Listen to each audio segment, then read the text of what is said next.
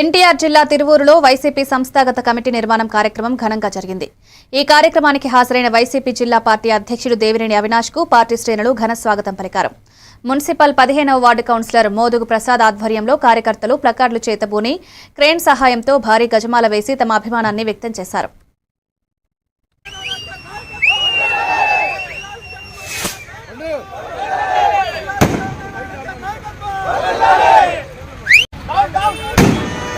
side కొన్నాను మీరు సైడ్కి వెనక్కి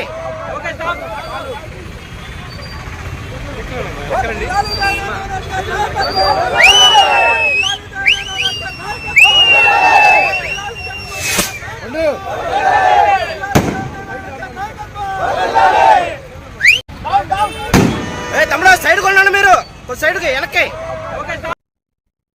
కనిగిరి